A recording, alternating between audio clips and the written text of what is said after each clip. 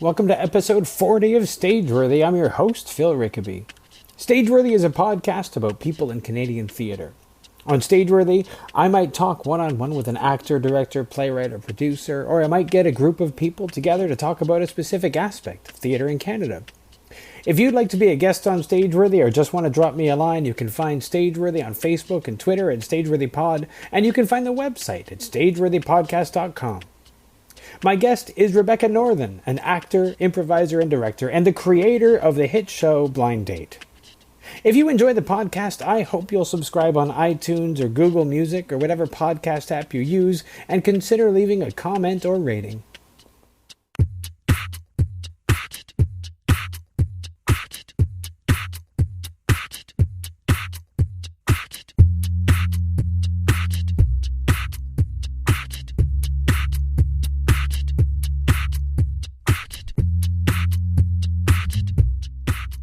I noticed that, I reached out to you on Twitter. I noticed that your Twitter profile says that it lists Calgary and Toronto. Are you sort of like moving back and forth between each, or are you in transition between one and the other? No, I have one foot firmly planted in each city. Cool. Do you find that difficult, transitioning between two cities? No, I've been doing it for such a long time. No, like I grew up in Calgary. I moved to Toronto in 2001. But I've always gone back to Calgary to work. I have really good professional relationships there and colleagues that inspire me and continue to encourage my work. So I'm very happy going back and forth. That's, of course, yeah. If you've got the people, then of course you're going to go back. You're most known because of, for a number of things, but I think I first became aware of you because of Blind Date. Mm-hmm. Which came first, Blind Date or Mimi? They arrived simultaneously, actually. Yeah, I was asked by Tina Rasmussen to create a short piece for the Spiegel show at Harbourfront Centre in, I think it was 2007.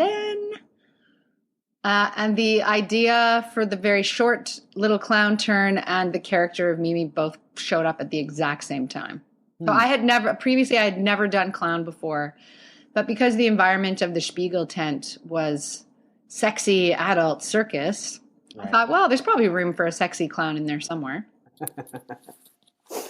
And how long was it originally? The piece itself? Yeah. It was just it was 10 minutes. Okay. 10 to 12 minutes. It was a really short sketch.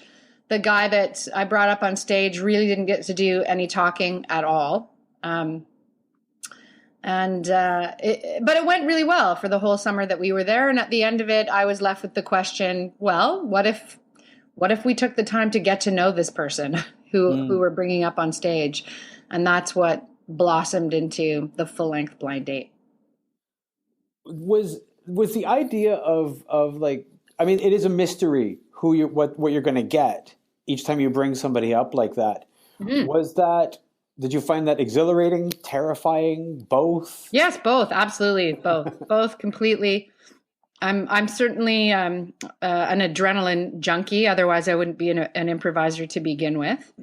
And I loved the challenge of working with the unknown of a different person each night. So that's really, really exciting. But it was also, there's a tremendous amount of fear when you realize 50%, at least 50%, if not more, of the performance I'm about to do is in the hands of a stranger who's not a performer. So I had to learn to trust my own instincts and my improv abilities, and also make lots of space for that person to show up and be who they are and to have their own element of control in the show. And there's actually like a ton of delight in that for me now.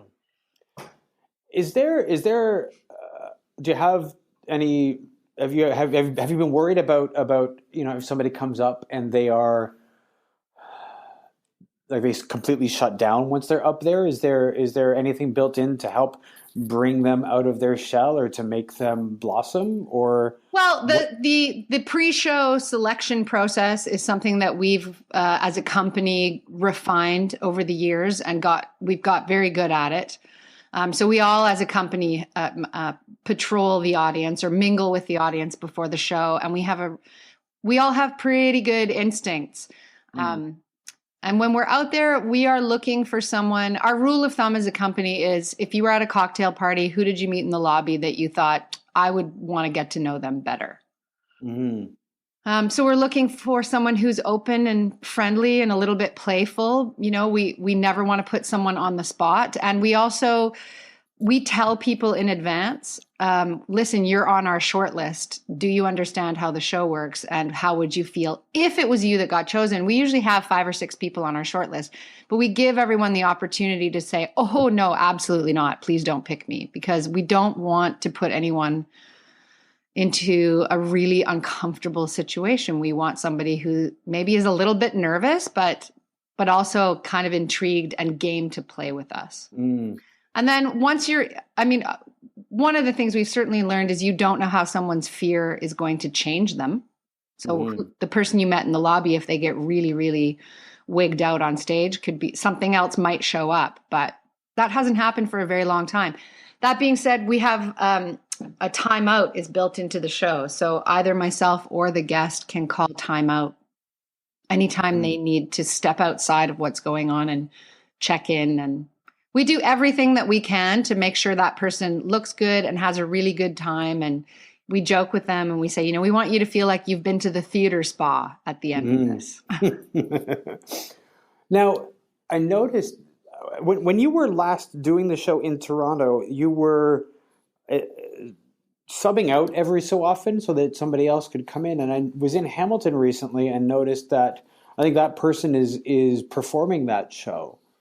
Is it strange for you to give over and teach someone to do a show that's been so inherently your show for so long? It actually, you know, it hasn't been my show for that long, actually. I maybe did 1 or 2 very short runs of the show, and then we went down to New York. And at the end of the New York run, my producer down there said, what did you learn about Blind Date that you didn't know before you came to New York? When we went to New York, that was the longest run I had done up until that point. So we did a 1-month run in New York. And I said, I'll tell you what I learned. I can't do 8 shows a week. This show is exhausting in a way that no other performance has. So from that point on, there's always been 2 women that travel with the show. The headlining clown does 6 shows a week, and then the Mimi alternate takes the matinees and does 2. So that's usually how it plays out. So when I was at Tarragon, I was the lead clown and Christy Bruce was my alternate. Right. So she did the matinees, but Christy has been headlining Blind Date for a long time. There's a woman named Renee Amber who lives in Alberta who has headlined the show before. And it's a really great way to bring new Mimis on board, is to say you get to work backstage and watch this other person do the show, and then you have a controlled release into the show, basically, because it's not something you can really do a ton of rehearsal for. You really need to, you can learn the arc of the show, and then you need to jump into the deep end of the pool with a member of the public and that give it a go. Brings on an interesting question. If there is no way to really rehearse that show, what was the creation process like? I should circle back. I didn't totally finish answering your question. Oh, I'm sorry. Yes. No, that's okay. It's because I just went off on a tangent. But that being said, is it difficult for me to release the show and watch other people do it? Not at all. Like every single woman that has come on board and done the show has been a close friend. These other improvisers, people I've known for more than half my life. And it is delightful for me to sit back and watch them, because one of the things that's inherent in the show is that we tell the truth. So any stories that come up about our lives, our thoughts, our political leanings, that's the truth of the woman in the clown nose. So none of us do the show exactly alike. And so we are always surprising each other. So it's actually it feels like this great kind of gift that we all share with each other. So it's really fun. It's really fun. That's cool. But then in like the rehearsal or the creation process was a lot of hypothetical. Well, I think maybe there'll be a scene in a cafe and then maybe this will happen and maybe that will happen. And then you can only do that discussion so long. And then you actually just have to put the show up in front of an audience and try it. So most of the work that I've been doing in the last 8 years has been in this form, which I'm calling spontaneous theater, in which we go, okay, we think we have a structure. Great. Let's start bringing in people, non-performers, and putting them through the structure and see how it goes. Well, that's the advantage to being somebody who comes from an improv background, I imagine, that you're a little freer than somebody who maybe is a strictly theater person. You're better able to deal with the surprises that you might get in that situation. Well, you would hope. Fingers crossed. You never know. You cannot prepare for every possible scenario. And every time we map out a show and we think, oh, this is great, we think we know how people are going to respond. I think it's very similar to the designing of a video game. We've actually started referring to our rehearsal volunteers as our beta testers. And they come in and they break the show and we go, oh, wow, we did not see that coming. Okay. What do we do to change the structure and continue to hone and refine these structured narratives so that it truly is a meeting in the middle between improvisation and scripted theater, which is why we call it spontaneous theater. Did you learn anything by watching other people perform the show? I mean, I know that you learned that you couldn't do 8 shows a week when you were doing it yourself, but do other people teach you something about the show?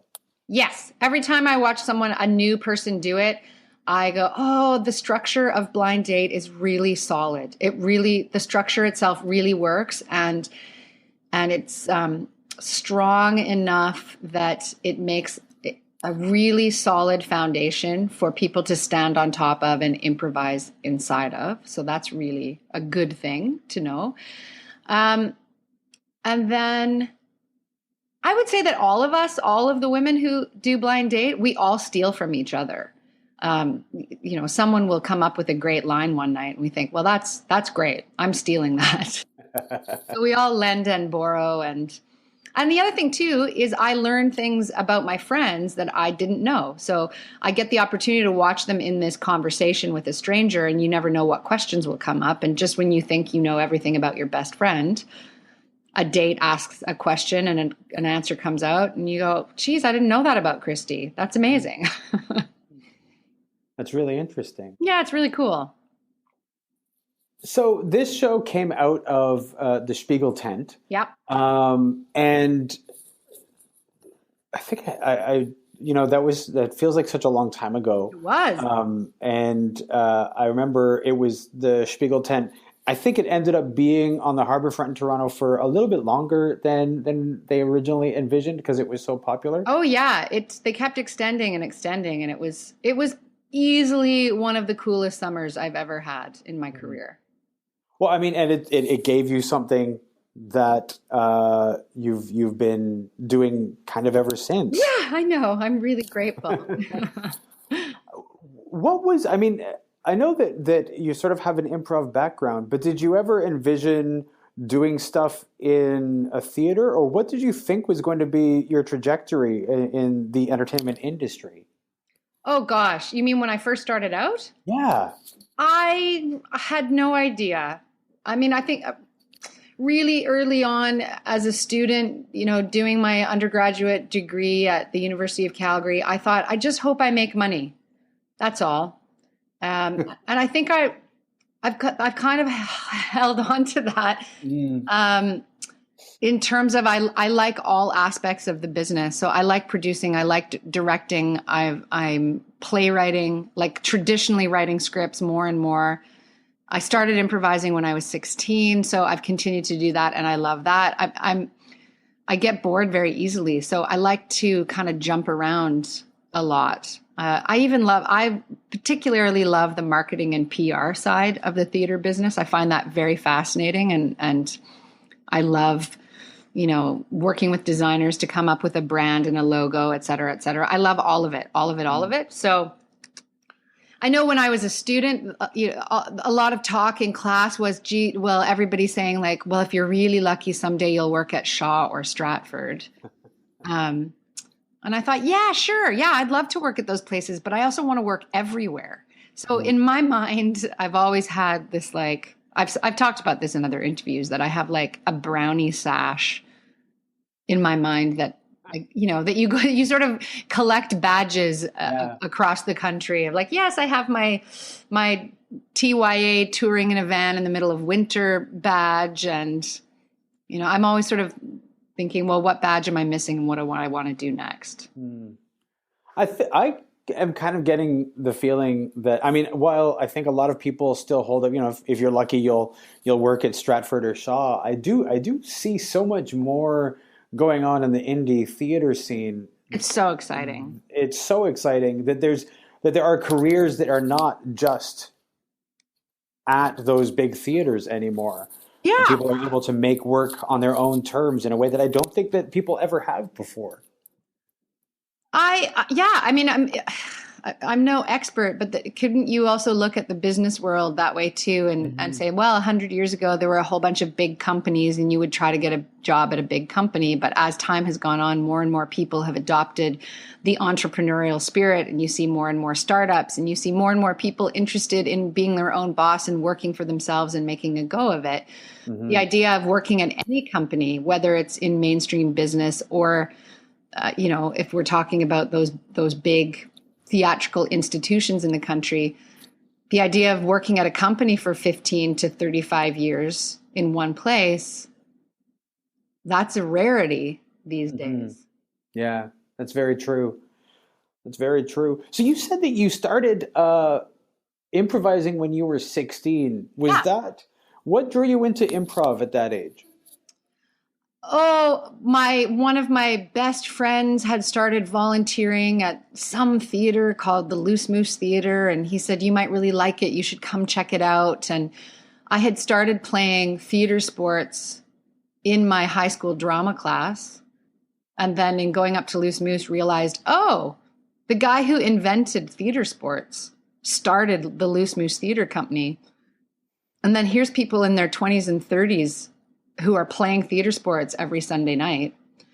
So I was enthralled and went to the artistic director, Dennis Cahill, and said, wow, this place is amazing. Can I start coming here and playing here? And our high school team had been invited up for some sort of high school tournament, and I just never left. And even now when I go back to Calgary, I continue to work with Dennis and collaborate. And a lot of my closest colleagues I met at Loose Moose when I was 16, and we're still all really good friends, and we continue to make work together, even though we've kind of, scattered all over the place. But I would say that Loose Moose, the alumni of the Loose Moose Theater Company have a better track record than a lot of training facilities in the country. Right? People from Loose Moose have gone on to write on Jimmy Fallon and The Tonight Show and have their own television shows and their own radio shows. Peter Oldring and Pat Kelly have a very successful radio show on CBC called This Is That. These are all my contemporaries. And the generation ahead of me was, Bruce McCullough and Mark McKinney from Kids in the Hall got their start at Loose Moose. That is a pretty good track record. It's pretty amazing. Pretty amazing.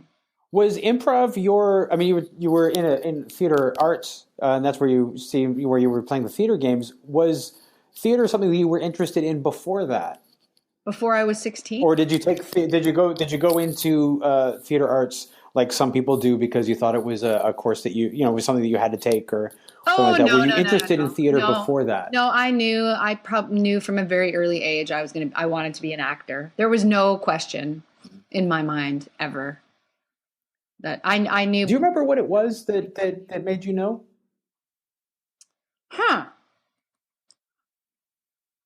No, probably not at the time. I think I certainly have strong memories of being taken to see plays at Alberta Theatre Project in Calgary. And I do have a distinct memory of being 15 years old and standing at the back of the Martha Cohen Theatre as the house lights came up at the end of the show and thinking, someday I want to work here.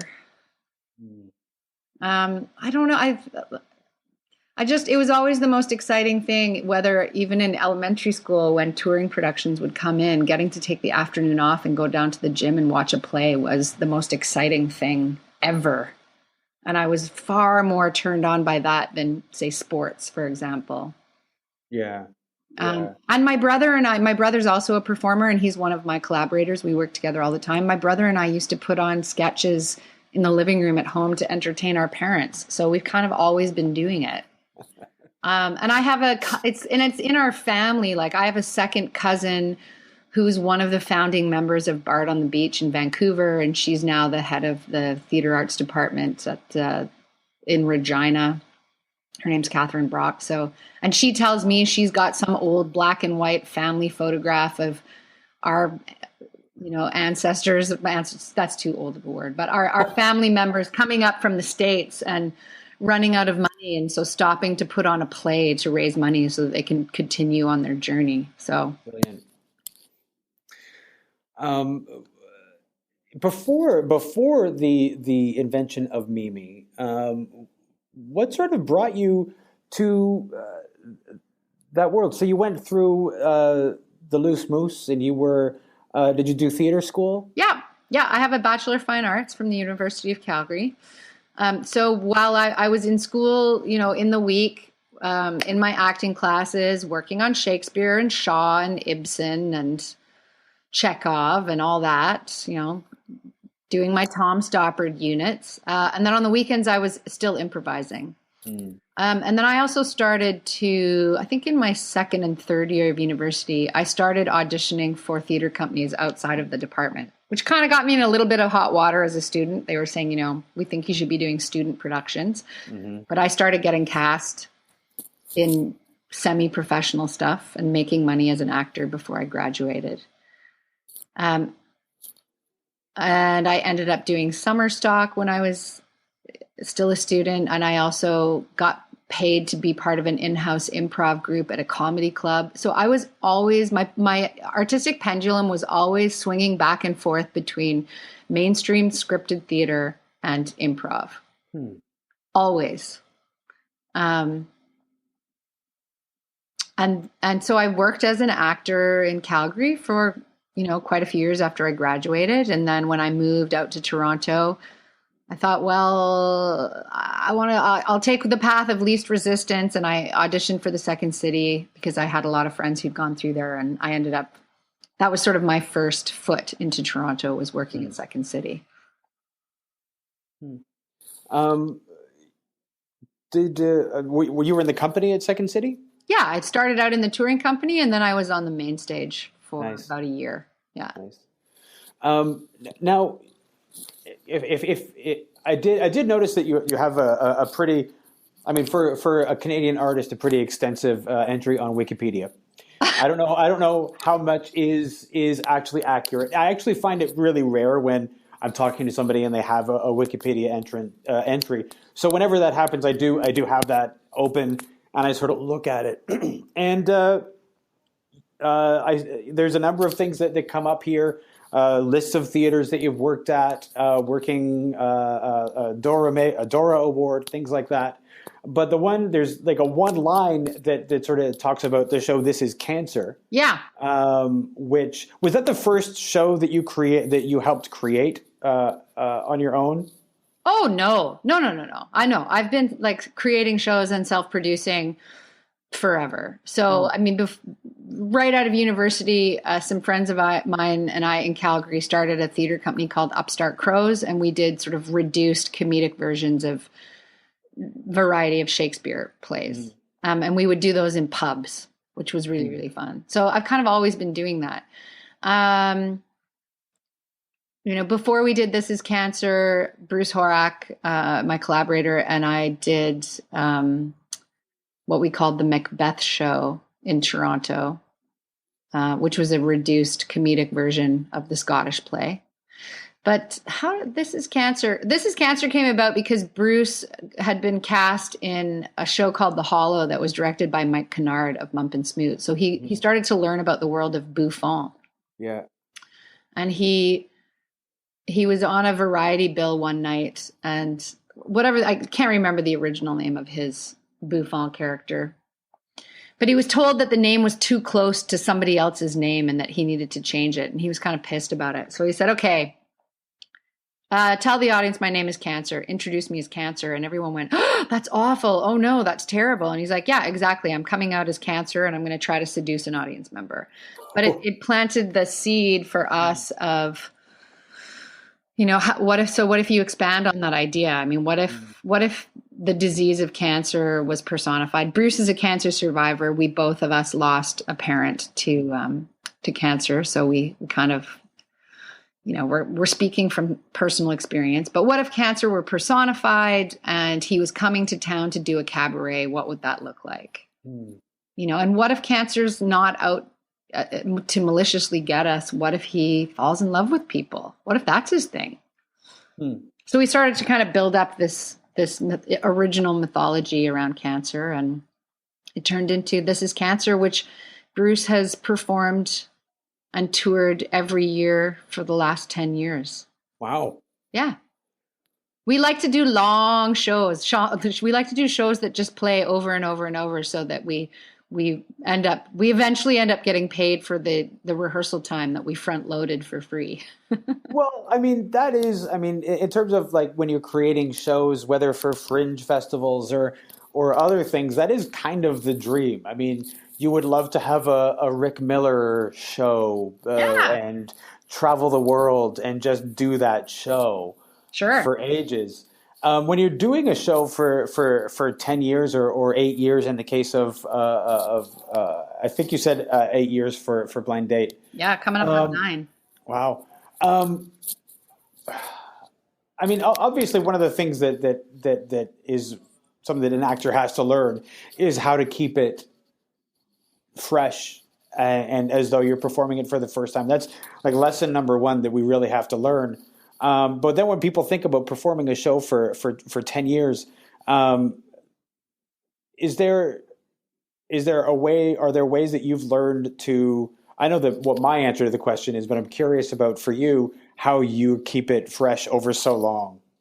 Well, even This Is Cancer, again, it's scripted, but it has significant pockets inside of it where there's improvisation happening and there's audience participation.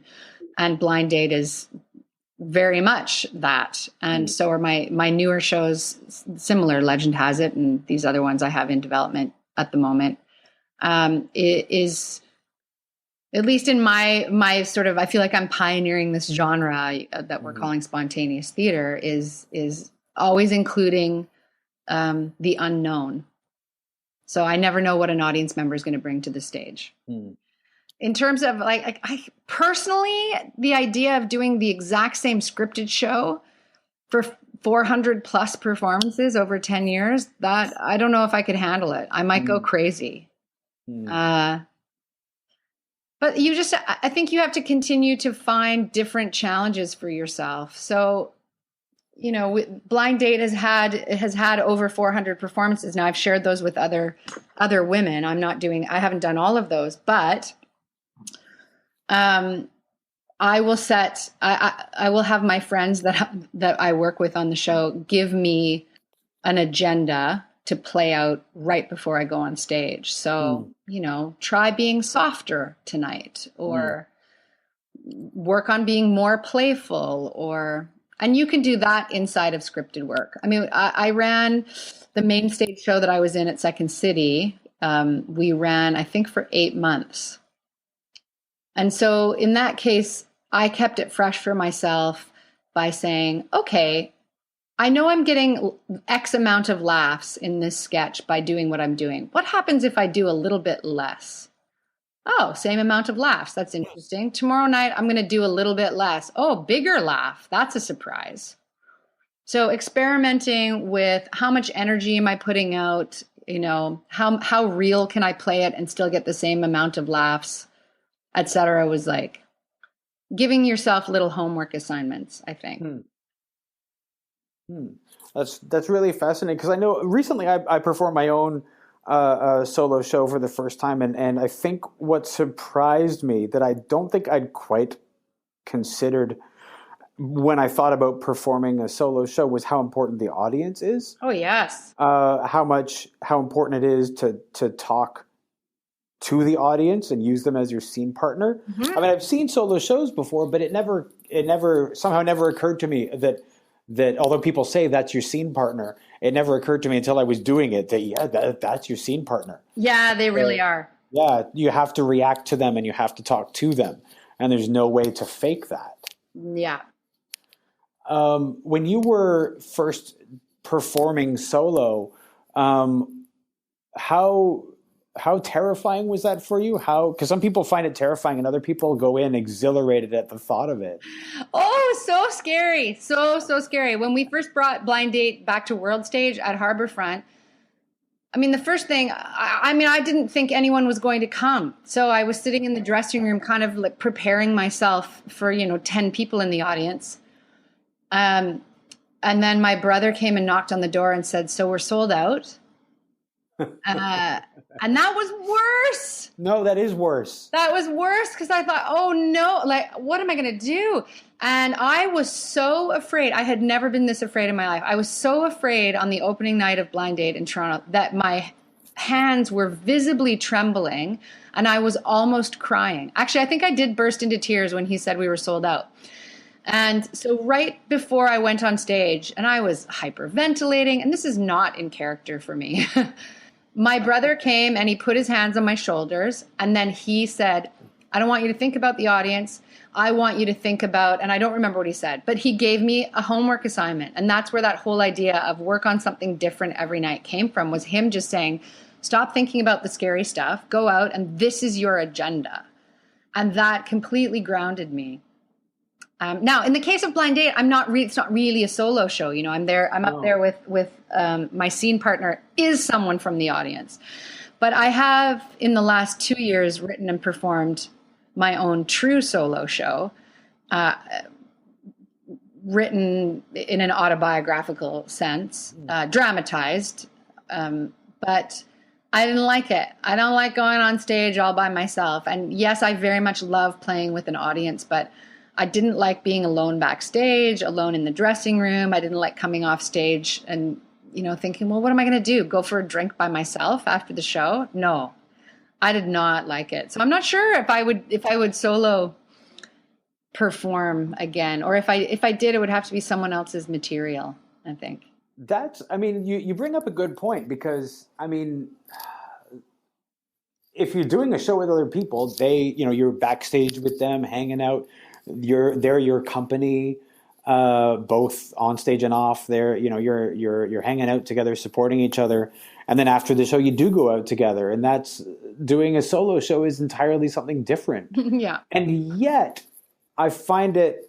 I finished my solo show and thought, I can't wait to do another one. Now, good for you. That's great. I don't know how that's going to feel later on if I'm traveling. And it's just me, but I think, I enjoyed the performance of it. Well, listen, I have a lot of good friends who are stand-up comedians, and traveling by yourself, that's pretty lonely. Going back to a hotel every night by yourself is pretty lonely. But I will say, I think every actor should do a solo show once in their lives to know what it's like to be completely by yourself, and to, as the lights come out, reach out energetically and go, can I feel the audience and what's their temperature tonight? And okay, I want them to come on this ride with me, and it's just me. I mean, it's never just you. You still have your stage manager, and you have your lighting design and your music, and those really become your comrades on stage. So you're never really alone 100%. But the experience of being the solo performer, I think, is invaluable. Even if you just try it and go, oh, that was horrible, I never want to do it again, at least you know. Yeah. The next time you're in a play, you have so much appreciation of the other people on stage. Oh, absolutely. Absolutely. I mean, for me, I think the first time I performed the solo show was anytime I connected with the audience, there was a desperation of needing other people. We're primates. Like, Yeah. it is wired into us that if you're alone, you're dead. You need community. Yeah. Yeah, absolutely. So having performed your solo, your truly solo show, your autobiographical show, is that something that have you, now that you've done it, are you done? Are you done with truly solo stuff, or is it something that you want to explore more of? I don't know. I'm done for now. I have other stuff that I'm more inspired about, and I'm done with that show in particular. It was called Troublemaker. I think, yeah, that's good. I can cross that off the list. Mission accomplished. Yeah. And so, I mean, you've been sort of alluding to things that you're working on. Is there anything that you can talk about? Something that you're really excited about that you're in the process of working on or about to do? A whole bunch of things. I'm heading into this fall. We are adapting Blind Date for Buddies in Bad Times Theatre in Toronto, and we are doing Queer Blind Date. Interesting. So I have two of my very good friends, Julie Orton and David Tomlinson, alternating. So first week will be lesbian blind date, and the second week will be gay blind date, and then the third week they will alternate. And fingers crossed, it'll get held over.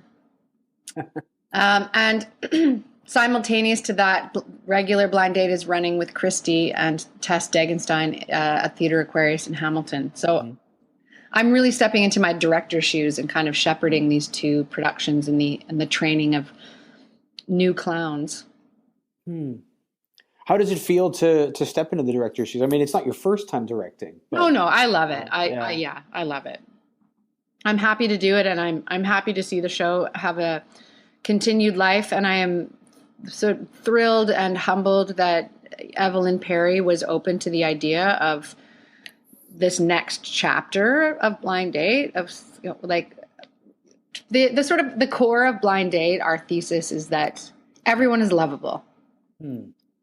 So then it only stands to reason that we need to keep opening up the show and allowing a larger and larger array of audience members to come up on stage. So when I do the show, I choose men because I'm straight. Yeah. And I want the show to be truthful and honest. And so to get to share the love with the Buddies audience just seems like the next most obvious step to me. And I'm so excited. I have to agree that seems to me like I mean, again, if everybody is lovable, or it only stands to reason that the show would work in that setting, in the Buddies setting, as well as on any other stage. Yeah, definitely. And then what else am I doing? I have a project called An Undiscovered Shakespeare that we've been workshopping at the Stratford Festival. We're just about to head out there. So this will be our third year. And the premise of that is every life is Shakespearean. So we got a true life love story from someone in the audience, and then we, in theory, turn it into a 5-act undiscovered Shakespeare play, improvised in iambic pentameter. It is the scariest thing I've ever attempted. Okay, that does sound pretty terrifying. It is. Just the idea of improvising iambic pentameter just as a start. Oh yeah, we're terrible at it. We're terrible at it. But Kate Hennig is a really good friend of mine, and she is an amazing teacher. And so we've been working with her, and she's been coming in and drilling us in iambic structure and sonnets and the language of Shakespeare. And, but as someone who's been improvising for more than half my life, it is both terrifying and refreshing to step up on stage and observe in myself, I'm afraid to speak because I don't want to make a horrible mistake, and I don't want to do it badly, and I don't want to look stupid. And yet, because I'm an improv teacher, I know that that's exactly why I need to open my mouth and not worry about it. Right. So you said, how many years have you been workshopping this? This will be our third summer going back to Stratford. And how has it been going in terms of like getting that undiscovered Shakespeare and creating that? Do you usually get the 5-act structure? Do you usually get the iambic pentameter, or do you even just care until after? Well, we had 2 public performances last year as part of the forum. Basically, the way our show is structured is Act 1 is the audience member gets to come up on stage. They go back in time. They get to hang out with William Shakespeare and his acting company in the pub. And so Act 1 really is very much an interview, if that makes sense, where we're getting the story. And then we take intermission, and when we have 15 minutes to sketch out for ourselves what we think the outline of a 5-act structure might look like. And then we come back after 15 minutes and we just start. And what we learned last year, because last year's the first time we did it publicly, was if you just really jump into the deep end of that iambic pentameter rhythm and you go for it, sometimes it happens. And then what would happen to me is I would hear myself speaking in an iambic pentameter, and I'd get really excited that I was doing it. I'm doing it. And as soon as I got excited and self-congratulatory, it would all fall apart.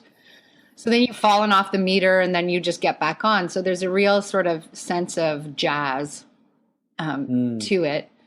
But a good friend of mine from the regular Stratford company came to watch it, and I asked him for feedback afterwards, and he said, "Boy, you guys sure are adept with the text." And I thought, wow, that's the greatest compliment ever, because there's no text. No, absolutely. I'm sure, though, I mean, that being said, I'm sure any Shakespeare expert would come and sit and watch us and, have their toes curl and Shakespeare's rolling over in his grave. But I think it's worth trying.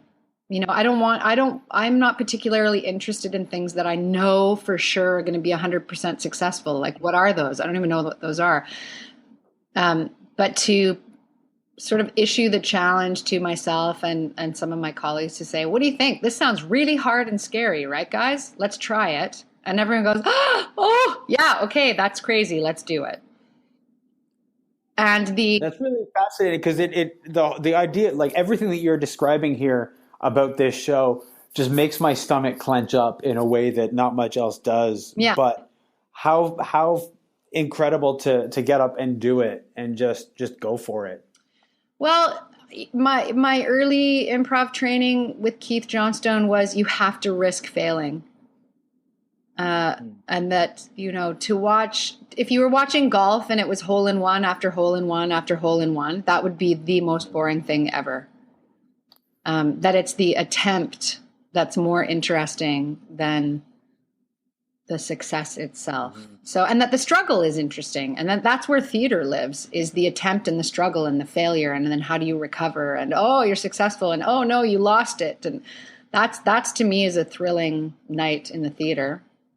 And also, I mean, ultimately, it's a metaphor for life too, right? Absolutely. Like, who's having 100% successful life, and let's go drive over them with the truck. It occurs to me that one of the things that you said about about performing this undiscovered Shakespeare is that when you get excited and you start thinking about how you're doing it, and that becomes a conscious thought, that's where it falls apart. Is there a lesson about improvisation in there? Yes, well, there's a lesson about improv and there's a lesson about acting. The moment that you're outside of yourself, patting yourself on the back and going, and whether it's, wow, look at you being a great improviser, or look at this amazing acting moment you're having right now. Well, then you're no longer in the moment. You've stepped out and you're being you're editorializing on your own performance. So cut it out. Like try to take your ego out of the equation, but how to successfully take your ego out of that equation on an ongoing basis, I have no idea. I mean, I think I just kind of go in and out of that, and it's like meditating. When you catch yourself having a thought, you go, "Oh, I have to let that go." Yes, I'm missing the moment again. Yeah, no, absolutely. That sort of I did find when I was performing my show recently that there would be moments when I'd be like, "This is going really well." Oh fuck, just to get myself out of thinking about that, because the moment I do that, I'm not connecting with the audience. Well, and actually, I try to do this. The moment that I have the thought, wow, this is going really, really well, I try to follow it up with stop being an asshole. Because you are being an asshole in that moment where you're like, my God, I'm so awesome. Look at what I'm doing. Then it should fall apart. Yeah, absolutely. No, absolutely. Well, this has been really great. I want to thank you for being a guest on the podcast, and thanks for being a great guest. This has been a lot of fun for me. Oh, it's my pleasure. Thanks so much for having me on.